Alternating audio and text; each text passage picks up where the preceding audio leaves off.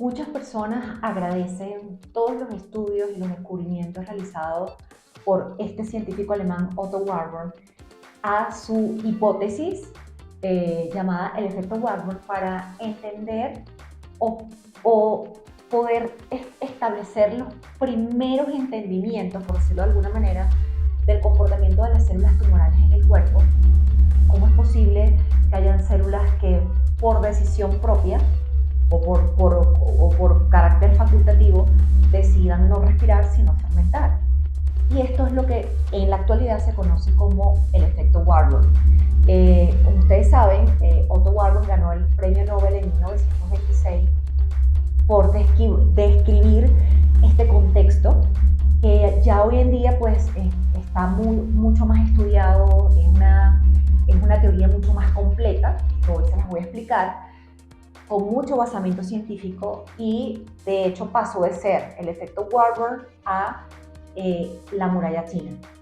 O sea, que es un proceso casi que en detalle, milimétricamente pensado y establecido por las células tumorales. O sea, no es un error, no es por chance, no es al azar, o sea, es algo estratégicamente ideado y creado por las células tumorales para poder sobrevivir a toda costa, incluso a costa de la vida de su casa, de su ambiente, que es el ser humano.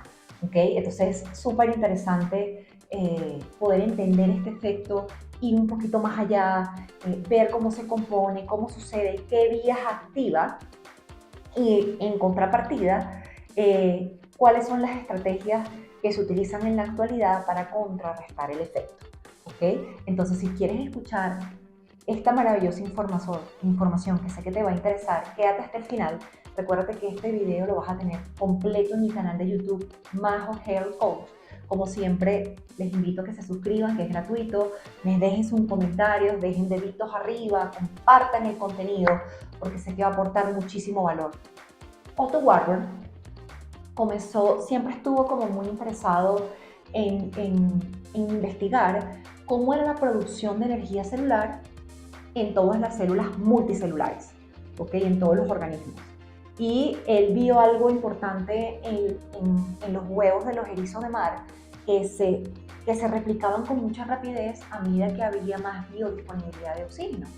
Y este fenómeno es bien estudiado y bien conocido, se llama fosforilación oxidativa o respiración celular, que tiene lugar en el núcleo de la célula, en la mitocondria celular. Es una organela que se encarga de producir ATP a través del sustrato glucosa o de la grasa. ¿Okay? Obviamente todas las células sanas del cuerpo deciden respirar en presencia de oxígeno para producir 36 moléculas de ATP. Pero luego él se dio cuenta que habían otras células que no respiraban, sino que fermentaban para producir ATP aún en presencia de oxígeno. Y entonces, claro, en su momento él pensó, bueno, probablemente sea una falla mitocondrial, una equivocación, un daño genético, pero no, todo estaba milimétricamente pensado. Entonces ocurre lo que es la glucólisis aeróbica, ¿ok? Glucólisis es utilizar la glucosa a nivel extracelular, no en la mitocondria, aunque haya presencia de oxígeno. Eso se llama fermentar. Y en células normales esto ocurre parcialmente. Por ejemplo, cuando nosotros hacemos ejercicio de corte anaeróbico, hacemos un entrenamiento interválico de alta intensidad, un HIIT, o entrenamiento de potencia, levantamiento de peso importante, el músculo no tiene tanta disponibilidad de oxígeno en el torrente sanguíneo y tiene que utilizar la glucosa, ¿okay?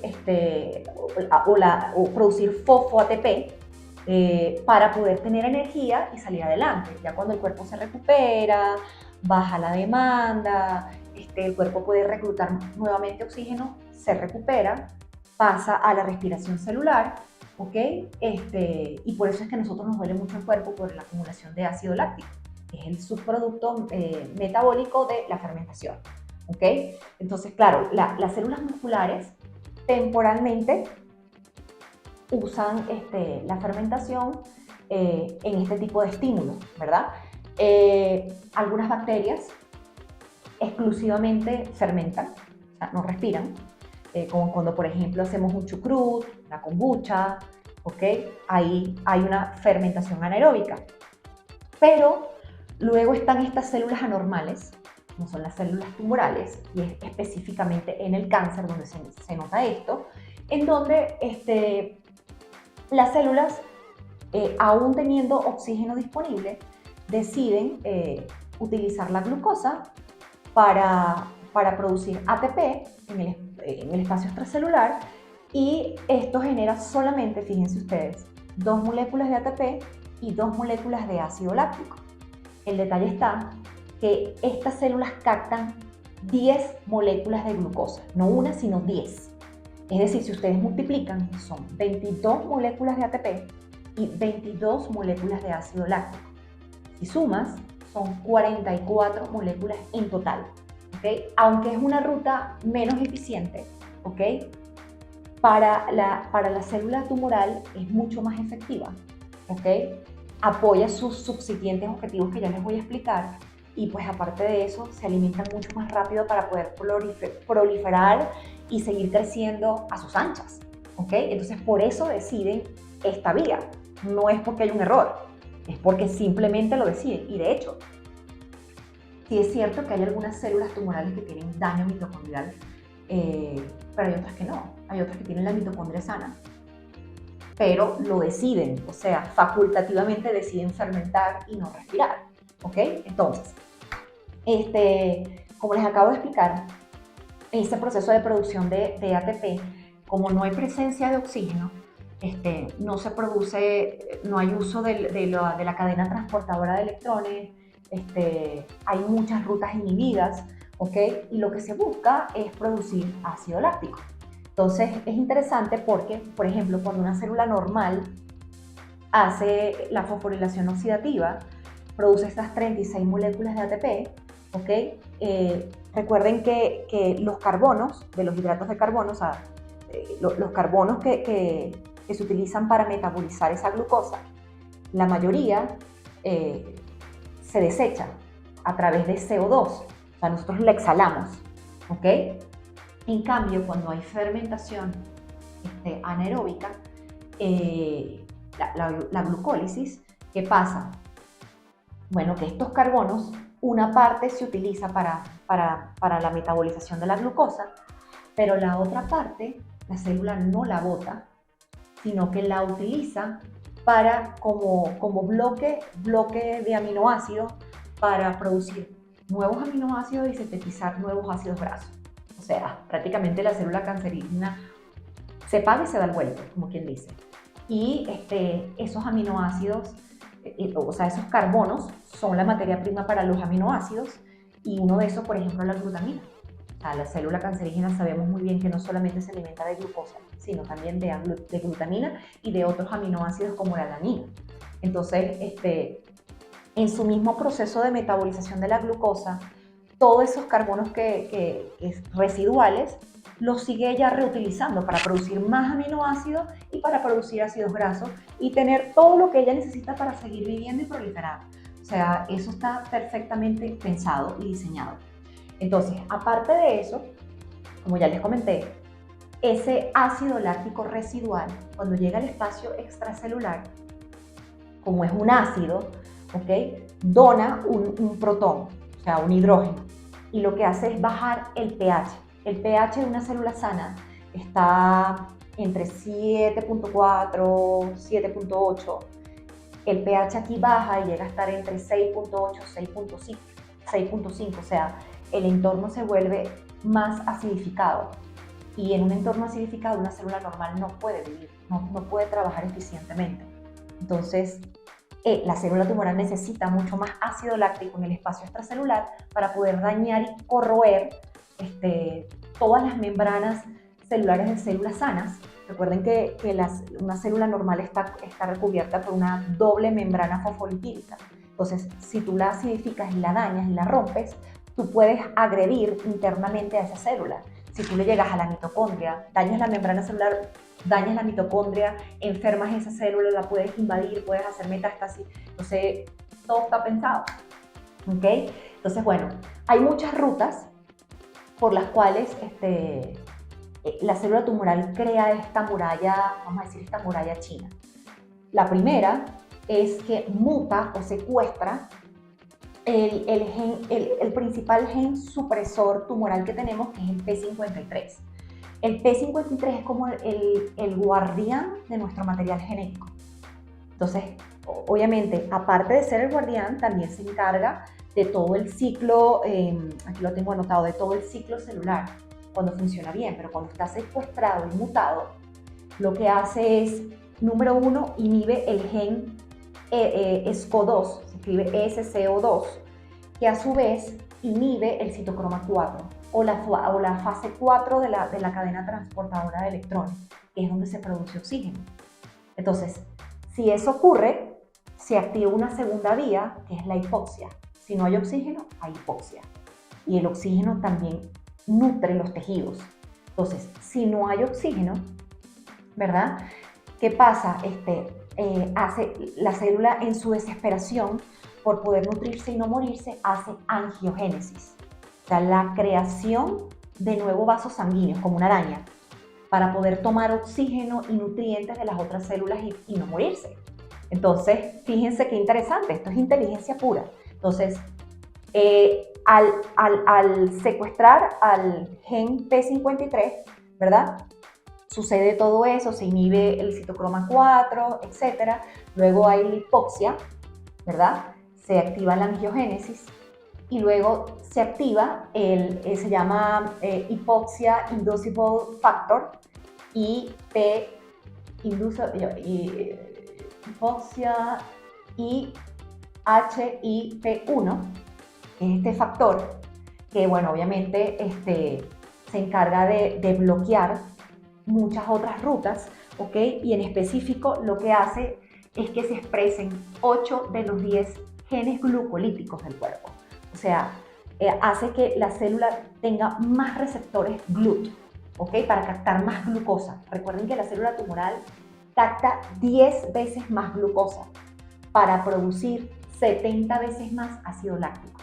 Prácticamente toda la glucosa que capta, más del 60% lo transforma en ácido láctico para botarlo al espacio extracelular y acidificar el medio y poder dañar, invadir, proliferar, etc. Entonces, fíjense lo interesante. Entonces, este IHIF1 expresa 8 de los 10 genes, enzimas, glucolíticas para aumentar la captación de la glucosa, o sea, aumentar los receptores GLUT4 y que haya pues mayor alimento constantemente, mayor producción de ácido láctico, mayor acidificación del medio y pare de contar, angiogénesis y pare de contar. Aparte de eso, hay una tercera vía, que no es la menos importante, en donde se activa una proteína que se llama RAS. Esa proteína RAS, a su vez, activa un sensor nutricional y metabólico, que ya se los he hablado en videos anteriores, que es PI3K. Ese PI3K activa la AKT. Esta AKT activa la ruta de la glucólisis y, por ende, la ruta de mTOR, que es la ruta de multiplicación, de proliferación, de crecimiento, ¿ok?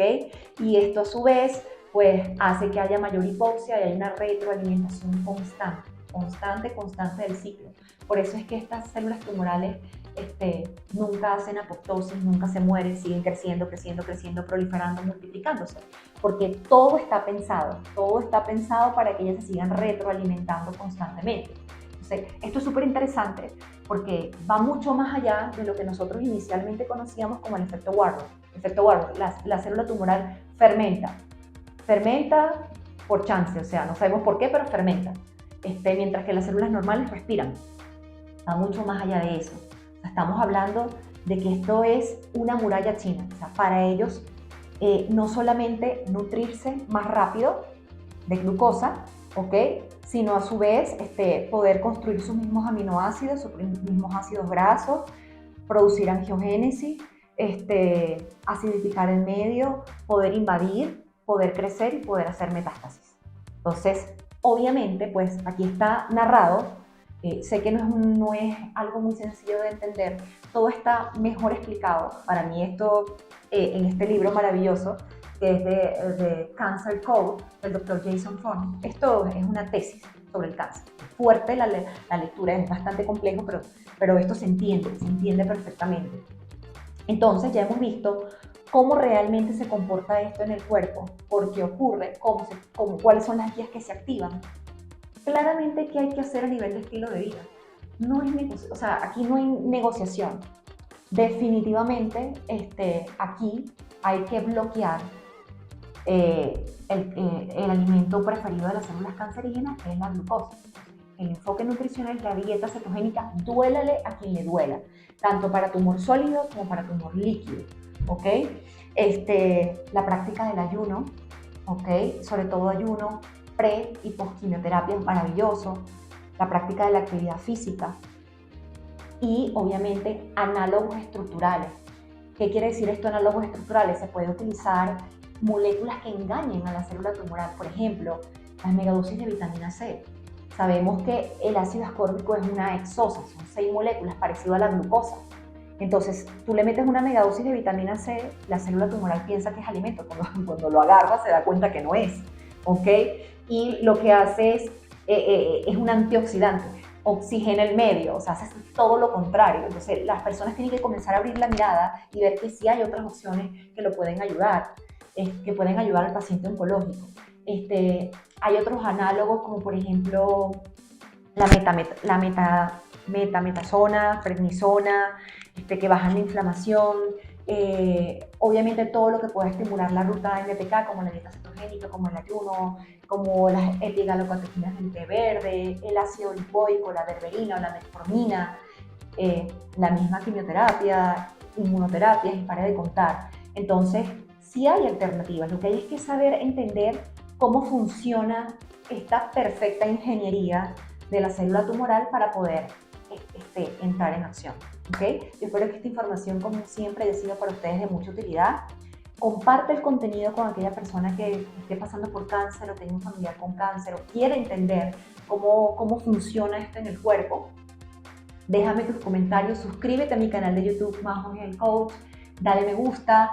Recuerda que de esta manera apoyas mucho el crecimiento del canal, favoreces a que el algoritmo de YouTube pues haga más visible mi mensaje de salud.